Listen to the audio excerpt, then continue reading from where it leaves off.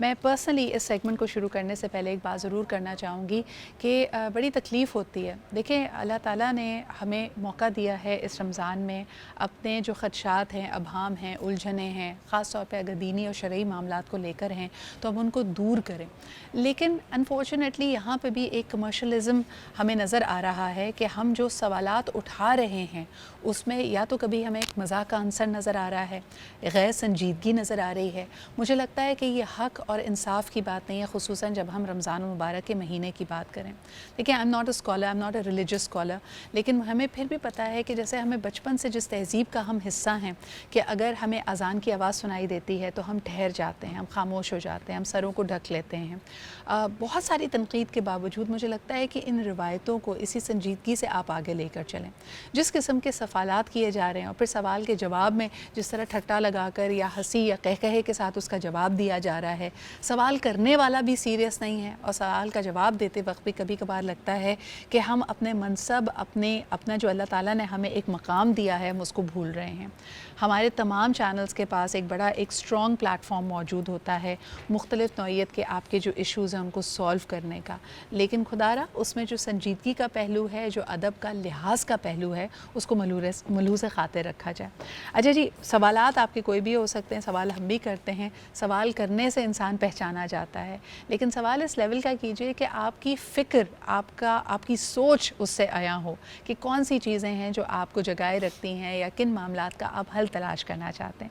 اسی دعا کے ساتھ کہ ہمیں اللہ تعالیٰ جو ذمہ داری دیتا ہے، جو موقع دیتا ہے، ہم اس کے ساتھ انصاف کر پائیں گے. آئیے اس سیگمنٹ کا آغاز کرتے ہیں. سب سے پہلے تمام علماء کرام کو جو ہمارے ساتھ آج موجود ہیں ان کا آپ سے تعارف کراتی ہوں. ہمارے ساتھ آج مفتی سعد خان صاحب موجود ہیں. السلام علیکم سعد بھائی، بہت شکریہ آپ کی آمد کا. آپ ہی کے ساتھ تشریف رکھتے ہیں سید ارباب موسوی صاحب، آپ کی بھی آمد کا بہت شکریہ. اس کے علاوہ جی میرے ساتھ روحانی اسکالر ریسرچر مسز شاہ موجود ہیں. بہت شکریہ مسز شاہ آپ کی موجودگی کا. And last but definitely not the least, آپ سب کی بہت فیوریٹ، ہم ان سے بہت کچھ سیکھتے ہیں اور جتنے آسان الفاظ میں بڑی گہری باتیں بتا دیتی ہیں کہ ان کا ہی خاصہ ہے. ہمارے ساتھ موجود ہے مسز ارم ضیاء. بہت بہت شکریہ آپ کے بھی آنے کا. ارم جی، اسی بات سے آغاز کروں گی. کچھ سوالات ہیں، ہمارے پاس بھی سوال آیا، کالر نے پوچھا ہے کہ جی شتر مرغ کا گوشت کھایا جا سکتا ہے یا نہیں کھایا جا سکتا ہے. مجھے اس وقت بھی بڑی ہنسی آ رہی تھی، لیکن میں نے کہا چلے ایک معصومیت کے ساتھ ایک سوال کیا گیا اور یقیناً یہ بعد میں نے سوچا، میں نے کہا میرے ذہن میں بھی یہ سوال ہے کیونکہ نوش لوگ کر رہے ہیں، حلال ہے یا نہیں ایک سنجیدہ سوال بنتا ہے. لیکن جو دوسری باتیں کی جا رہی ہیں کہ جی میرا رشتہ فلانے شخص سے کیا ہے، یا اگر ڈرامہ میں کوئی چیز ہوتی ہے تو اس کا رزلٹ کیا آنا چاہیے، کیا یہ حقیقتاً ہو رہا ہے، کیا یہ سنجیدہ ہے یا نہیں، آپ کا کیا رسپانس ہے، کیا ریاکشن ہے اس طرح کے سوالات کو سن کر؟ یا آپ کو بھی اس وقت کوئی کالر اگر کال کر کے کوئی غیر سنجیدہ سوال کرتا ہے تو کیا محسوس کرتی ہیں؟ اعوذ باللہ من الشیطان الرجیم، بسم اللہ الرحمن الرحیم. اچھا دیکھو سدرا، ہر شخص کی نا اپنی ایک سوچ ہے، وہ اسی سوچ کے مطابق اپنے سوال جو ہے وہ طے کرتا ہے. اب دیکھو ڈراموں کا یا میڈیا کا ایک بہت گہرا انفلوئنس ہے ہمارے اوپر، ہماری فیملیز کے اوپر، ہماری پسند ناپسند کے اوپر. چیزیں بدل جاتی ہیں، گھروں میں لوگ اپنے ڈرائنگ رومز چینج کر لیتے ہیں کہ یار اس والے پلے میں وہ بڑا اچھا لگ رہا تھا، یہ کلر اسکیم بہت اچھی تھی، چلو یہ کر لیں. بہت زیادہ انفلوئنس ہے. اچھا کبھی کبھار ڈرامے دیکھ کے اٹس ٹرو کہ آپ کے ذہن میں ایک سوال آتا ہے، کیونکہ ہم نے پرابلم ایک یہ ہو گئی ہے، ہم لوگوں نے جاننا چھوڑ دیا ہے، ہم نے خود سے پڑھنا چھوڑ دیا ہے. دیکھو سرکار علیہ السلام کی حدیث مبارکہ جو مفہوم ہے کہ میں تمہارے درمیان دو چیزیں چھوڑ کے جا رہا ہوں، ایک قرآن اور ایک اپنی سننا. اگر ان کو تھامے رہو گے تو نہ تفرقے میں پڑو گے، نہ بھٹکو گے، نہ برباد ہوگے. ہم نے یہ دونوں چیزیں تو سائڈ پہ رکھ دی ہیں. اب ہم چاہتے ہیں کہ کوئی ہمیں دو لفظوں میں بتا دے کہ جی اس آیت کا کیا مفہوم ہے. تھوڑا سا اگر ہم وقت نکال لیں اور اللہ تعالیٰ کے دیے ہوئے احکامات کو پڑھنے کی کوشش کریں تو ہم پھر ان سوالات سے بچ جائیں. ڈرامے، اب اگر تم ڈرامہ بنانے والے سے پوچھو تو وہ کہے گا کہ بھئی ہم آپ کی تفریح کے لیے بناتے ہیں، ہم یہ موضوع معاشرے میں سے اٹھاتے ہیں. اچھا اٹس ٹرو کہ سم ٹائم وہ موضوع معاشرے میں سے ہی اٹھ رہے ہوتے ہیں، وہ تمام برائیاں ہمارے معاشرے میں موجود ہوتی ہیں، لیکن وہ بہت سارے سوالات چھوڑ جاتی ہیں کچے ذہنوں میں کہ جو ڈراموں کو اپنی زندگی میں بہت اصل سمجھتے ہیں. مطلب کبھی دیکھو کوئی کیریکٹر مر گیا تو رونا دھونا مچ جاتا ہے کہ لگتا ہے کہ جیسے وہ حقیقت میں مر گیا، جبکہ وہ ایک کیریکٹر کی موت ہوئی ہوتی ہے. لیکن اس موت کا اتنا غم منایا جاتا ہے، چاہے ڈرامہ ہو چاہے مووی ہو، کہ وہ کئی دنوں تک چلتا ہے کہ اس کو نہیں مارنا چاہیے تھا، یار اس کو کیوں مارا، اس کو نہیں مارتے اس کو مار دیتے کیونکہ وہ کیریکٹر ہمیں پسند نہیں تھا. یہ انفلوئنس اپنی جگہ موجود ہے. اب ہر چینل کے پاس بڑی معذرت کے ساتھ جو بھی پلیز بناتے ایک مفتی اکرام اپوائنٹڈ ہوتے ہیں. یہ بھی سارے میرے جو ناظرین ہیں وہ یہ بات سن لے, ہر بڑے چینل اور چھوٹے چینل کا اپنا ایک مفتی ہوتا ہے. بہت سارے ایسی چیزیں کہ جن پہ عوام سوال اٹھاتی ہے, باقاعدہ وہ سمجھو کہ وہ ان کا سینسر بورڈ ہوتا ہے. بالکل. پہلے وہ اسکرپٹ ان کے پاس جاتا ہے, وہ اس کو کلیئرٹی دیتے ہیں, وہ اس کو کلیئر کرتے ہیں نہیں کہ ہاں حساس موضوعات پہ, تاکہ کسی کی دل آزاری نہ ہو, کہیں کوئی غلط انفارمیشن نہ چلی جائے. جیسے ہر چینل کا ایک ایڈیٹوریل ہوتا ہے, اداریہ ہوتا ہے, سینسر بورڈ ہوتا ہے. سینسر مجھے لفظ اچھا نہیں لگتا, لیکن بہرحال ایک کانٹینٹ کو میں کہتی ہوں اوور ویو کرنا بہت ضروری ہے, ورنہ ہم سب کہیں نہ کہیں ہم سے غلطی ہو سکتی ہے. ہر سبجیکٹ کے ہم ایکسپرٹ نہیں ہوتے. یہ بالکل ایسا ہی ہے جیسے اگر کوئی سیاسی پروگرام ہو رہا ہو اور اس میں کوئی آئینی گفتگو ہو رہی ہو, آئین کے مطابق ہو, تو آپ کو ایک کانسٹیٹیوشنل لائر چاہیے ہوتا ہے تاکہ وہ آپ کو گائیڈ کر سکے کہ اس کے تقاضے کیا ہیں. اسی طرح جہاں دینی معاملات ہوں, بے شک وہ معاشرت سے جڑے ہوئے کیوں نہ ہوں, ان کو فلمایا جانا, نہیں فلمایا جانا, کس طرح سے فلمایا جانا, اس کے لیے یقیناً جو سبجیکٹ ایکسپرٹس ہیں, جو علماء ہیں, جو مفتیان ہیں, ان سے رجوع کرنا بہت ضروری ہے. ایک کالر ہمارے ساتھ ہیں جی, آئیے ان کی بات سنتے ہیں. ہیلو, السلام علیکم. جی السلام علیکم. وعلیکم السلام جی, کون صاحب کہاں سے بات کر رہے ہیں؟ جی میں سید ارحان علی بات کر رہا ہوں کراچی سے. جی ارحان, کیا کہیں گے؟ جی سب سے پہلے تو آپ کا بہت شکریہ. میں نے کچھ دنوں پہلے آپ کے پروگرام میں سوال کیا تھا, جو میرا کافی ایک بڑا مسئلہ تھا وہ, لیکن وہ آپ کے مفتیان کرام نے بڑے اچھے سے مجھے سمجھایا اور اس کو ڈیل کیا. اچھا, اب میں دیکھ رہا ہوں کہ مختلف پروگرامز میں, ابھی آپ نے جیسے اپنے انٹرو میں بھی ذکر کیا کہ مختلف سوالات ہو رہے ہیں اور وہ پھر اس کو ساری چیزیں ہو رہی ہیں. اب ایک بڑا مسئلہ چل رہا ہے وہی ڈراموں میں نکاح کا. اب میں نے جتنے بھی چینلز پہ دیکھا ہے اس میں یہی بتایا جا رہا ہے کہ ڈرامے میں ہونے والا نکاح وہ اصلی ہوتا ہے, اور ڈرامے میں ہونے والی طلاق وہ بھی ریئل میں ہوتی ہے, مطلب اصلی ہوتی ہے. تو اب میرا جو سوال ہے وہ یہ پوائنٹ ہے کہ اس میں پھر جو حق مہر رکھا جاتا ہے, اس میں پھر جو اور جو نکاح کی شرائط ہوتی ہیں, جہیز ہوتا ہے, کیا وہ بھی سب اسی میں کاؤنٹ ہوگا؟ مطلب سب وہ بھی اصلی میں ہی ہوگا, جہیز وغیرہ, اور جو نکاح اگر اصلی ہو گیا تو جو حق مہر ہے, جہیز ہے, اور وہ جو کروڑوں روپے رکھتے ہیں, کیا وہ ملتے ہیں ان کو پھر اصلی میں یا نہیں ملتے؟ That's a very interesting question, بہت شکریہ. لیکن پہلے آپ کے جو سوال کا پہلا حصہ ہے اس کی وضاحت کر سکوں کہ میں نے جب اس پہ بیک لیش آیا, لوگوں نے پھر اس کو ہر طریقے سے دیکھا, کیونکہ علماء اکرام نے یقیناً اس بات کی وضاحت کی کہ کیوں وہ سمجھتے ہیں مصدقہ احادیث موجود ہیں جس میں کہا جاتا ہے کہ کچھ معاملات ایسے ہیں جس میں سنجیدگی اور ازراہن مذاق اس کا آپ فرق نہیں کر سکتے. بالخصوص اگر طلاق اور نکاح کے معاملات ہیں, وہ بہت ہی سنجیدہ معاملات ہیں, اس میں کوئی ٹوپی, کوئی ڈرامہ, کوئی مذاق اس طرح کا نہیں ہو سکتا. لیکن بہرحال جی اس پہ بھی وضاحت کی گئی کہ مسالک کا فرق ہے. فقہ حنفیہ میں جتنے میں نے علماء کو سنا, انہوں نے کہا کہ جی یہ نکاح ہو جاتا ہے اور یہ اس میں یعنی اٹ از کریڈیٹڈ. لیکن اگر ہم بات کریں اہل تشیع حضرات کی, انہوں نے کہا کہ فقہ جعفریہ کے مطابق یہ نکاح نہیں ہوتا. تو یہاں تک کی تو بات تھی, اس کو مزید اس پہ کلیئرٹی لے لیتے ہیں. ارباب صاحب, آپ سے اس پہ رجوع کرنا چاہوں گی, فقہ جعفریہ کے مطابق یہ نکاح جو آن ایئر یا ڈراموں میں ہوتا ہے وہ نہیں ہوتا. بسم اللہ الرحمن الرحیم. دیکھیں جی, بہت اس پہ واضح اور کلیئر ہمارا پوائنٹ آف ویو ہے کہ اسلام ایسا نہیں ہے کہ ہم نے کہیں سے ڈراموں سے اسلام لے لیا, ہم نے کہیں ڈائجسٹ سے اسلام لے لیا. ہم فقہ جعفریہ کا کہنا, فقہ جعفریہ یعنی کہ امام جعفر صادق علیہ الصلوۃ والسلام, امام جعفر صادق علیہ الصلوۃ والسلام کون ہیں؟ رسول خدا صلی اللہ علیہ وآلہ وسلم کے نسل سے تیسرے چوتھے بیٹے ہیں ان کے, اور شریعت کل اتری ہے اہل بیت علیہ الصلوۃ والسلام کے اوپر. اب ظاہر ہے, اور خود پیغمبر فرماتے ہیں, پہلے تو خداوند متعال رسول خدا صلی اللہ علیہ وسلم کی تعریف میں بتاتے ہیں کہ وما ینطق عن الہویٰ ان هو الا وحی یوحیٰ, نہیں بولتا میرا حبیب اس وقت تک جب تک وحی نازل نہ ہو. وہ حبیب کہتا ہے اولنا محمد, اوسطنا محمد, آخرنا محمد, و کلنا محمد, ہم سب کے سب, جو میرے 12 خلفاء ہیں سب کے سب محمد ہیں. اب اگر ہم فقہ جعفریہ کی بات کریں تو سمجھے فقہ محمدی ہے, اور فقہ محمدی کے اندر واضح موقف ہے کہ جب تک سیگے صحیح طریقے سے, وہ بھی عربی زبان میں, نہ پڑھے جائیں اس وقت تک وہ نکاح نہیں ہوتا. تو اس کے بعد ایجاب اور قبول ہونا چاہیے.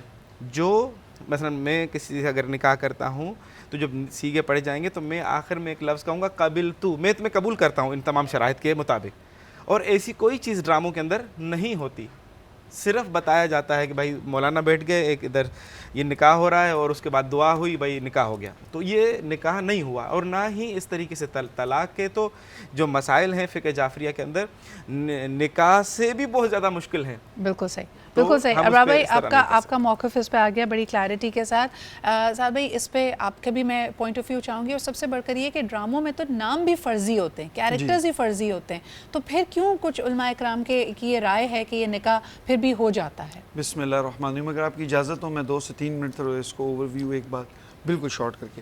جی سب سے پہلے میں 2 چیزیں اس بات پر کہوں گا کہ جب سے یہ چیز منظر عام پر آئی ہے، آپ تمام نے دیکھا ہوگا کہ بہت سارے ایکٹرز اور بہت سارے لوگ اس پر ایک اس طرح ویڈیوز بنا رہے ہیں جو میمز کی شکل اختیار کر رہے ہیں کہ ہمارے تو ڈرامے میں اتنے نکاح ہو گئے. جی ایک بات ہمیشہ ملحوظ خاطر رکھا جائے کہ جب کوئی اسلامی بات ہو نا اور اس کو پھر اس طرح مذاق اڑانا، علماء کا اختلاف ہر دور میں رہتا ہے. انہوں نے ایک اپنی رائے پیش کر دی، اس کے اوپر اتنا مذاق اڑانا، اس چیز کو ایک دینی چیز کو ایک تفریح کا چیز بنانا تو ایک بری بات ہے. دوسری میں ایک بات کہوں گا، ہمارے ہاں اس چیز کو پھر ایتھیسٹ اپروچ استعمال کرتے ہیں. میں کیونکہ اس گروپس میں ہم کل سے دیکھ رہے ہیں کہ علماء میں تو اتنا اختلاف ہے، یہ تو طلاق پہ نہیں جمع ہو سکتے، یہ تو نکاح پہ نہیں جمع ہو سکتے. تو جس دین میں اتنا اختلاف ہو اس دین کو دیکھیں. یاد رکھیے کبھی علماء کا اختلاف توحید پر نہیں ہے، قرآن پر نہیں ہے، رسالت پر نہیں ہے، جو آپ کے کور ایسنس ہیں. یہ جو طلاق نکاح یہ والے معاملات ہیں، اس میں تمام فقہ کے ایک اپنے نظریات ہیں جنہوں نے ان کو قرآن و حدیث سے لیے. اب اس پہ جب تیسری بات نکاح ہو جاتا ہے یا نہیں ہو جاتا، اس پہ میں مختصراً ایک بات کہوں. ایک تو آپ کو پتہ ہے یہ فقہ حنفی نے اس بات کو اتنا سخت کیوں قرار دیا ہے؟ کیونکہ نکاح اور طلاق کبھی بھی کوئی مذاق کا موضوع رہا نہیں. ہم نے اس کو نا بڑا ابھی لوگوں کو اتنا عجیب لگ رہا ہے، ڈرامے میں نکاح کیسے؟ آپ نے نکاح کو اتنا ایزی سمجھ لیا ہے کہ آپ کبھی بھی کسی غیر مرد اور غیر لڑکی کو بٹھا کر ڈرامے میں بھی ان کا نکاح کروا دیں، اتنا ایک پاکیزہ رشتہ ان کا کروا دیں. ذرا یہ اس انداز سے بھی سوچئے. اور آپ یاد رکھیے کہ جس طرح ہمارے ڈراموں میں بڑے عام فہم کے ساتھ نا طلاق لفظ مشہور کر دیا ہے، تو یہ چیزیں جب آپ ایک چیز دیکھتے ہیں نا تو وہ آپ کے زبان پر آ جاتی ہیں. اس لیے ہمارے معاشرے میں آج طلاق کا ریشو بھی زیادہ بڑھ رہا ہے. جو امام اعظم امام حنیفہ نے جب یہ چیز اتنی اس کو کی کہ مذاق میں بھی ہو، اس کے اندر بھی ہو، اس کو نہیں کرنی چاہیے تاکہ لوگ اس سے دور رہیں. اور اس سوال کا مختصراً جواب یہ کہ ڈرامے کے اندر نام فرضی ہوتے ہیں، والدین کے نام فرضی ہوتے ہیں. وہ ایک ایکٹ ہوتا ہے، وہ ایک اسکرپٹ ہوتا ہے. مجھے لگتا ہے ان علماء کرام کو اس وقت یہ نہیں بتایا گیا ہوگا کہ اس میں غیر نام کے ساتھ ہوتا ہے تو پھر نہیں ہوتا. لیکن اسی نام کے ساتھ ایجاب و قبول کروائے جائے اور اسی نام کے ساتھ ان کے والدین کا نام بھی ہو اور ایجاب و قبول ہو انٹینشن، تو پھر نکاح ہو جائے گا. لیکن فرضی نام کے ساتھ جو آپ نے دوسری بات کی نا، ان کا اشارہ ہو سکتا ہے جبکہ ایک زمانے میں روش ہوا کرتی تھی کہ مارننگ شوز میں شادیاں کرائی جاتی ہیں جو کہ فرضی نہیں ہوتی تھی، یعنی پورا سیٹ اپ فرضی ہوتا تھا، لیکن وہ انسان جس کی پوری سیریمنی دکھائی جا رہی ہوتی تو وہ خود ہوتا تھا اور اسی کا نام استعمال ہوتا تھا. میرے خیال میں وہاں یہ اپلائی ہوتا ہے. آپ نے وہاں پہ نکاح دیکھیں، میں آپ کو ہم نے نکاح کو مذاق، آپ پیپر میرج آپ کو پتا ہے باہر ملکوں میں کس طرح ہوتا ہے، کر لیا تھوڑی دیر. یہ مذاقن چیز نہیں ہے. اس کو اگر مینز میں بھی ہم لے کر آ رہے ہیں تو یہ بات بالکل موضوع خاص، یہ کوئی مذاقن چیز نہیں ہے. مارننگ شوز میں بلا کر آپ نے نکاح کروا دی اس کے بعد، تو اس چیز کو روکا جائے، اس کو بالکل فروغ نہیں دیا جائے. ہمارے ڈراموں میں بھی اگر یہ چیز اٹھی ہے تو very good, well and good, اس سے بھی احتیاط کریں، کرنی چاہیے اگر اختلاف کا موضوع ہے. اس سے ریلیٹڈ پھر کئی اور چیزیں، جیسے سعد بھائی نے کہا کہ ہمارے انفارچونیٹلی اس پہ ہم ضرور بات کرنا چاہیں گے کیونکہ یہ اہم ایشوز ہیں، یعنی ہماری معاشرت سے ریلیٹڈ ایشوز ہیں.